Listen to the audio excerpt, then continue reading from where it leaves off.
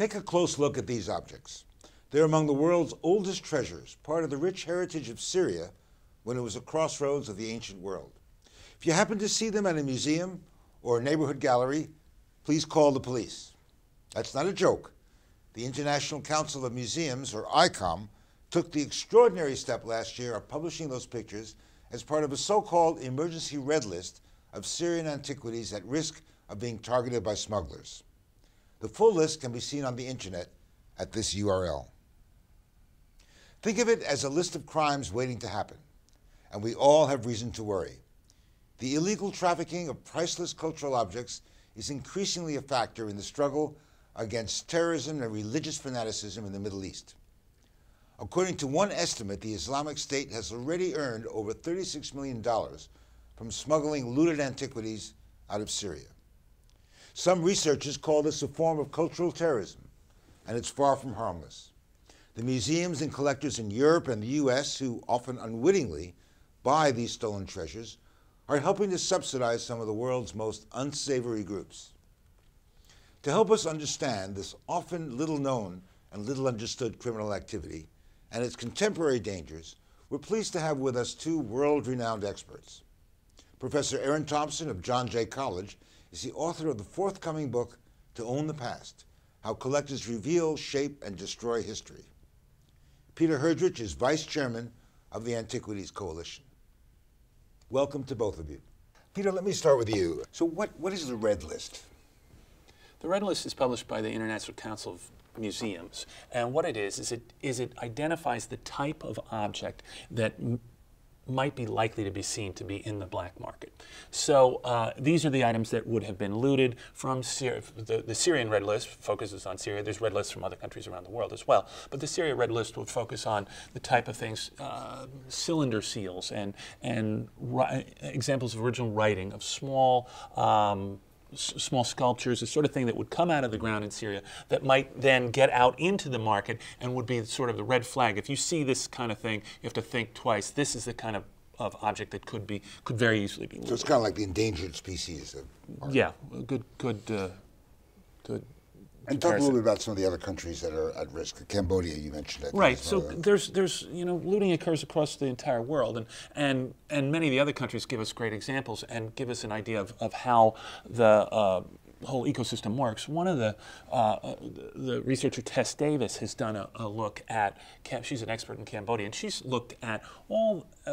At the market for Cambodian objects, and she took particularly a look at Sotheby's and the objects that they have auctioned over the course of a number of years. It was from 1988 to 2010. There were 377 objects that went on the block at Sotheby's. Of those, 71% had no published provenance. That means they didn't know where they were from. There was no evidence that they had been in exhibitions or that they had come from legitimate archaeological excavations or that they had come from colonial trading or that they existed before 1970, which is when the international control of illicit antiquities trade really went into effect. So 71% of 377 objects. Now, I'm sure that if you ask Sotheby's, they would say that there's explanation for lots of this, and they would have some good reasons. But it does make you wonder. We know that the ISIS and Taliban have made a practice of destroying religious icons and cultural icons because it conflicts with their religious beliefs. Now they're looting them and making money out of them. Is this a change in attitudes, or are they just being clever? Well, clever, it's hard to say clever, but I'd certainly say ruthless. What they've done is that they've turned to cultural heritage material, cultural heritage items, to try to raise money and to try to support themselves in the same way that they're doing with oil, or the same way they do with kidnapping. And what it is now it's become a way for them to fund their terrorist activities by trading, and first by looting and then by trading illicit antiquities that they take out of the ground in Syria and Iraq as a way to support themselves financially. So money is the big draw. Money's the absolute And how serious is it? I mean, we know that in Iraq and Egypt, looting has gone on for decades, even centuries. Indeed, centuries, and it's part of a long tradition, unfortunately. It's really hard to say. It's hard to put a dollar value on it, but what we certainly can say is a couple of things. The American Association for the Advancement of Science has done satellite imagery analysis. And what they have determined is that 5 of 6 UNESCO World Heritage Sites have been seriously damaged by looting in Syria today. Now, some of this is done by, is in areas controlled by ISIS, some of it's in other areas as well. But we know that the damage has been terrible to places like, you know, important historical places like Dura or Ropos or Apamea or Palmyra. And the items that are coming out of the ground there and that are being looted are entering the black market and spreading across the world. So these are certainly serious crimes, but ISIS is guilty of a lot worse. So aren't we losing focus by concentrating on art crime as opposed to some of the humanitarian and human crimes that they're doing? Well, look, there's no question that humanitarian and human crimes are of tremendous importance. That, you know, the genocide of Yazidis or the attacks on Shiites, or however they have decided to apply their interpretation of what it is they do, is terrible, and there's no question about that. But there's also a human side to this as well, and that's and the reason is because the cultural heritage material, those cultural heritage items, are part of who people are in Syria and in Iraq. They're part of their culture, and to encourage that, to try to have that survive, and to try to provide that as well to people around the world, knowing that the story of you know, they call it the cradle of civilization for a good reason. It's where the human story in many ways started and developed. It's the location where we see the beginning of writing, where we see towns, where we see agriculture. Huge important steps in our shared story. So to put that at risk and to cause threat to that is really a very serious thing as well. So, Professor Thompson, let me go to you, because it's a good way to, before we even talk about how we can stop this, I must add that you are the only or the first professor of art crime in the United States. Can you tell us what took so long? Well, it's a little mysterious to me because art is a multi-billion-dollar industry, and is in any large financial industry. There's lots of temptation to commit criminal acts. And the art world is particularly unusual in that there are many loopholes and low levels of punishment from any acts like forgery or fraud. So there's a lot of bad actors out there, both domestically and, unfortunately, as we've seen recently, internationally. So when we talk about art crime, we're talking about forgery, we're talking about looting, we're talking about destruction of art.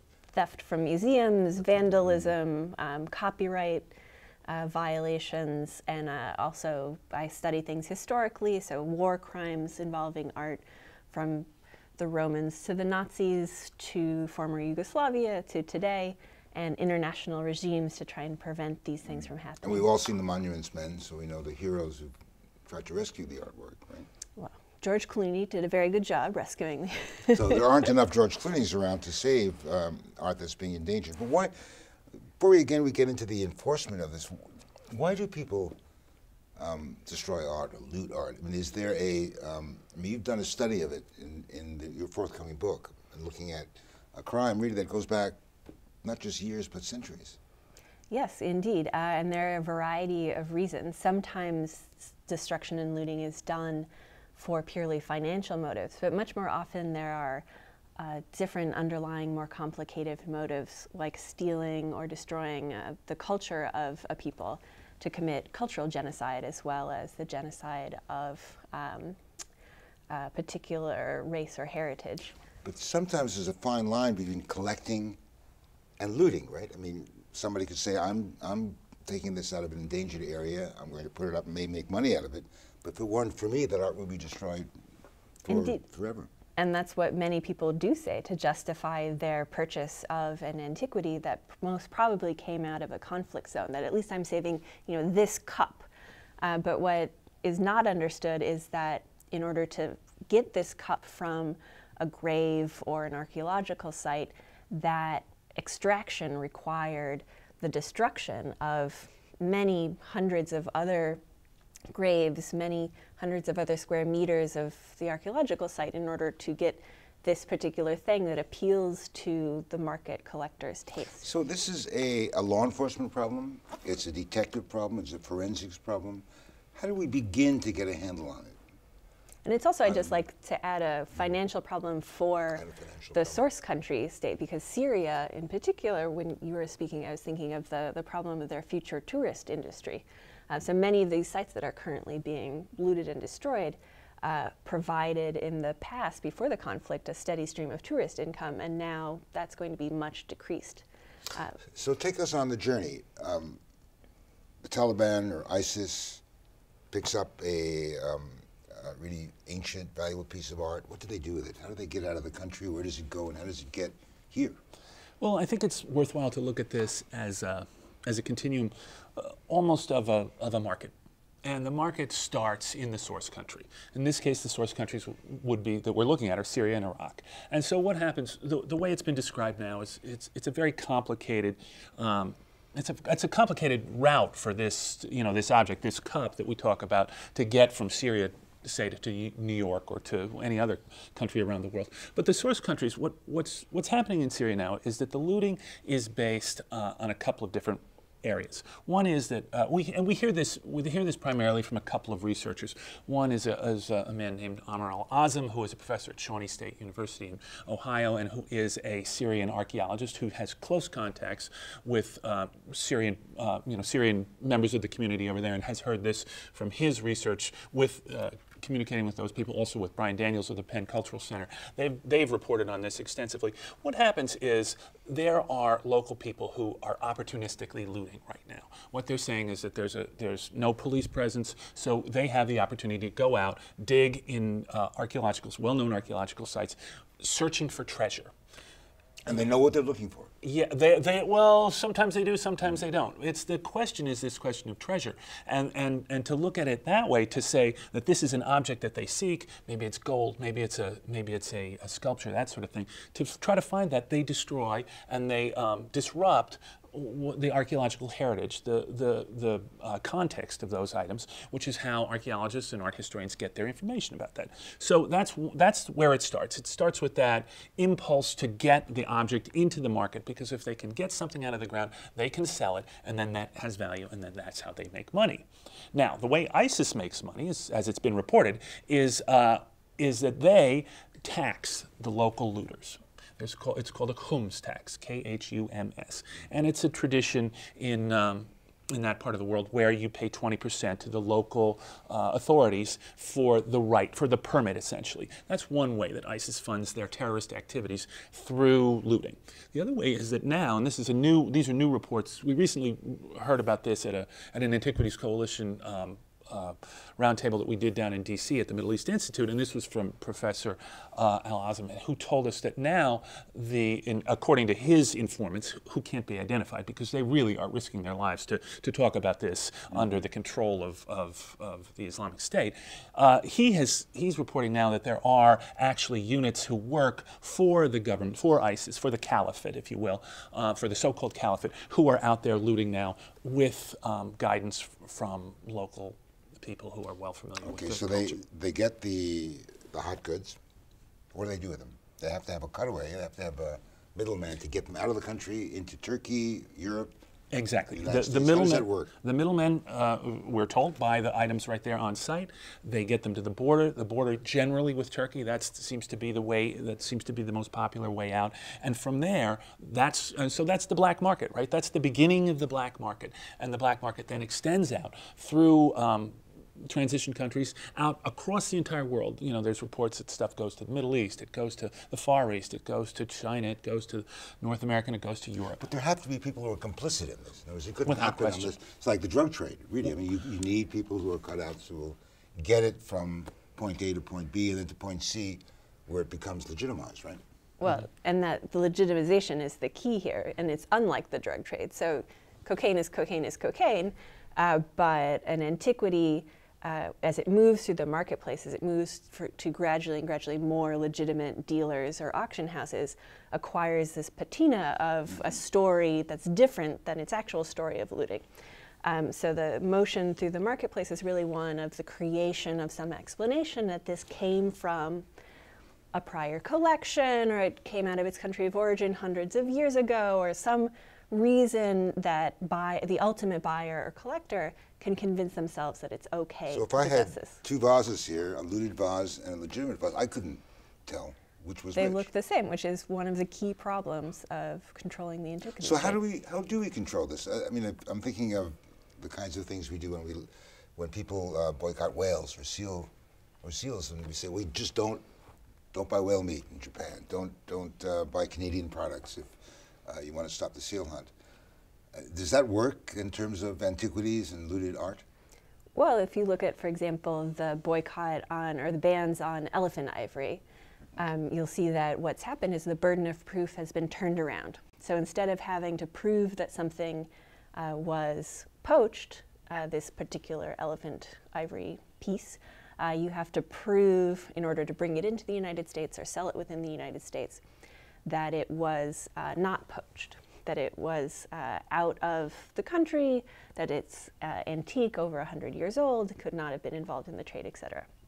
So the same thing is happening with antiquities. The U.S. now has a number of agreements with particular source countries for antiquities, including Italy and Greece, a number of South American countries, whereby if you want to bring something into the United States that comes from one of these countries, you have to have the paperwork to show that it was legally exported from that country of origin. Couldn't you forge that paperwork easily? That is a problem, but it's another step in the process, whereas currently, unless there's an agreement with these countries, you need no paperwork. You could even boast to customs that this thing was taken out of its country of origin without a permit, and there's nothing that customs can do about it. There's talk about creating a White House czar of antiquities, prevent looting. I mean, would that solve some of the problem? It's certainly a step in the right direction. To elevate the issue to the level of a White House czar is something that I can only imagine will benefit everybody, and everybody who's concerned about these issues. I think that's certainly the case. There's also, in the legislation that's currently being talked about, there's a question of whether or not there'll be sanctions and whether or not there'll be a ban on the trade of Syrian and Iraqi antiquities here in the United States. And would those sanctions be tough enough to really stop the trade? I mean, there's a lot of money involved in this. Well, it certainly would help with the legitimate, with people who want to trade above board. But as you say, it's a black market. So there's things on the internet. There are opportunities to purchase that way. There's very sneaky ways that the criminals who do this approach it. We call it cultural racketeering, is what we call it. And we say cultural racketeering is the idea that you go out as an organized criminal syndicate and you try to loot and trade illicit objects for profit. So these cultural racketeers, what they'll do is they'll describe it somewhat differently. So instead of being an item from Iraq, it's suddenly Mesopotamian or it's Assyrian, which throws things off. Or the other thing that we've heard is a greater interest in items that are Greek and Roman from those areas. Of course, those areas were part of the Greek and the Roman Empire. So if something's Greek or Roman, it's less likely to bring attention as coming from Syria or Iraq. So there's very tricky ways that these criminals work, and that sometimes they succeed. However, having said that, it's the old thing. It couldn't hurt, right? Part of the problem is the value we ascribe to these things. I mean, it's like in art crime. There's art that's worth millions and millions of dollars, and it's obviously worth forging or worth stealing. But the value of antiquities goes up and down, right? What is the market for antiquities? I mean, how valuable are these items and objects actually worth? Some of them are quite beautiful. They're gold, silver inlays. I've seen some of the items in the at-risk lists. But it's very hard to put a value on them, except when a crime happens, and then, of course, the value goes up.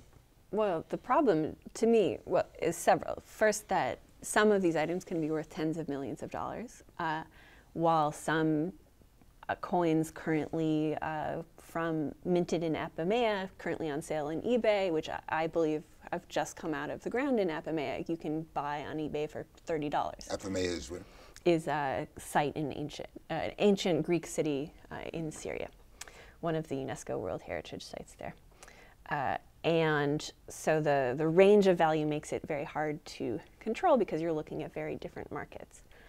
But one other way of looking at the value that I like to think about is not just a financial value, but a relationship value with the countries of origin. So by showing that we care about cultural heritage of these countries, is a very good way for the United States to conduct diplomacy, especially if there are military relations in the area, to show a local population that we respect their heritage and understand the links between their heritage and ours. So the United States military is currently one of the driving forces of cultural heritage preservation because they understand the importance of relations. Back to the monuments men. But the whole premise behind art theft or looting or black market in art is that there has a certain amount of expertise that's involved. In other words, if you're someone in the field, you're not necessarily going to know that X vase or X piece of jewelry is that valuable compared to something else unless somebody's telling you this, unless you're aware what the market is. And the people who create the market are really, in some ways, art historians, as well as museum officials, museum owners, and the general public. If you can't break that link between creating a value in those things and the art that's lying in the ground that suddenly becomes extremely valuable, do we have any hope of really stopping this sort of criminal activity? Well, and just to throw in another problem in there, there's a problem of forgery, because there's also a huge temptation when sites are being looted and people are making profit of, well, why not just make our own new ones to add on to the stream? So historically, there are a couple of categories of art objects where there's so few archaeological excavations and so much looting, for example, in the Cycladic Islands in Greece, that we can no longer tell which objects are forged and which are looted. Now, in the NYPD, the FBI, do they have specialists that are capable of telling what's false and what's true? The FBI has an art crime squad. Tell us about that. Which is sort of my dream job. But no, being a professor is great. Professor of art crime is my dream job. But they specialize in high-value art theft, usually, but sometimes antiquities cases. And they know when to ask is their strategy. So they have a network of experts that they can call on. That's the FBI. What about the NYPD or large municipal police forces? Do they have art crime specialists or forgery specialists? I'm sure they have forgery specialists, counterfeiting. But are there people out there who can be Sherlock Holmes of the art world? I have seen articles about one particular detective in NYPD who focuses on this, tends to focus, I think, on paintings more than anything. It's funny, if you want to sort of trace it, where the crime might be, or where the say this object is coming into the United States, one of the places it might get stopped is at the border. And Immigration and Customs Enforcement is quite aware of this. And when we talk about sanctions and stopping the trade, it tends to happen at the border. So say they see something and they say, you know what, this looks like an antiquity to me. I have no idea what it is. I don't know if this is from Peru. I don't know if it's from Syria. It came from London, so there's, that may not be a way to tell. What we need to do is we need to talk to an expert, and that's where experts come in, who then are often called and said, can you come out to JFK and take a look? We've got this package, and we think there's something dirty in here. Can you help us establish what So this if we is? need to tell Bill Bratton why he needs to hire more specialists in the NYPD to look at art crime, what do we tell him is the reason? Why should he do that? One thing that I've heard from former law enforcement, now more trained in art crime things, is that art is an incredibly liquid asset. So many criminals, especially drug dealers, seeking to hide funds and transfer funds, do so through either stolen or legitimate art. So one former narcotics detective in particular told me that he wished, while he was raiding drug houses and looking down for trap doors that might conceal stashes of money, that he had occasionally looked up too at the walls to see if there was any valuable art that he could have confiscated as well. So just on a very practical level, sometimes the funds reside there. That would convince me. The other part of this equation too is that collecting side. This is one of Professor Thompson's real specialties, is to take a look at that idea of why do people collect, and what is it? What's the appeal of these objects? What is it that that causes a person to spend a lot of money on an object that might be dirty, or that might be fake? Yeah. And well, thanks to both of you for a very stimulating discussion. Thank you. When we see a beautiful 3,000-year-old vase or a rare sculpture from the pre-Islamic era, we don't usually spend much time thinking how they got here. Perhaps we need to think again. We don't want terrorists crossing our borders, so we should be equally determined to keep out the profits of their crimes. And just to remind you, here's the website for ICOM's Red List of Syrian Antiquities. I'm Steve Handelman. Thanks for watching. See you next time.